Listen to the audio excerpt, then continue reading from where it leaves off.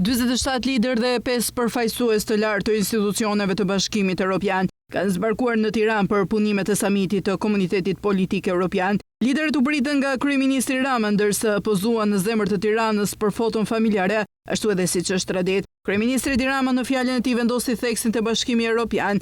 Gjatë fjalës së tij të hapjes në samitin e mbajtur në Tiranë, Rama shtoi se fushata elektorale e socialistëve u përqendroi gjitha tek Europa, përkatësia dhe identiteti. Sipas tij, ky identitet dhe frytet e veta me më shumë se 52% të votave u shpërblye. Në fakt keni ardhur në një moment mjaft domethënës në këtë vend, ku kemi mësuar ta shohim të shkuarën përmes syve të së ardhmes, e jo më ta shohim të ardhmen me sytë të së shkuarës.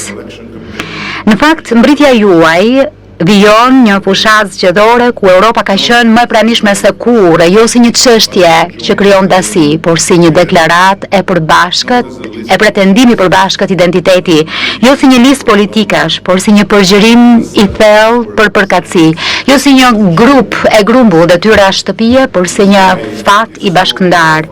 Ja pse është kaq kënaqësi që fushata u përqendrua te këto fjalë: Europë, identitet, përkatësi. Presidenti i Këshillit Evropian Antonio Costa tha në nisje të samitit të Komunitetit Politik Evropian se rendi botëror është minuar nga shumë palë, ndaj Europa duhet të jetë më bashkuar. Ai përmendi luftën në Ukrainë dhe në Gaza, teksa tha se Europa duhet të investojë më shumë në mbrojtjen e saj. Titulli i takimit të sotëm është vërtet me vend një Europë e re në një botë të re. Dhe unë besoj që kjo është edhe çështja kryesore për këtë samit të sotmen. Pra, çfarë është Europa, cili është roli i saj në këtë botë të re? Pas fundit të luftës së dytë botërore, ne ndërtuam një rend të ri botëror, të bazuar te Karta e OKB-s, tek e drejta ndërkombëtare, si edhe bashkëpunimi ndërkombëtar dhe ai tregtar. Presidenti francez Emmanuel Macron në samitin e Komunitetit Politik Evropian bëri thirrje për paqe të qëndrueshme në Ukrainë. Edhe mitologjia, historia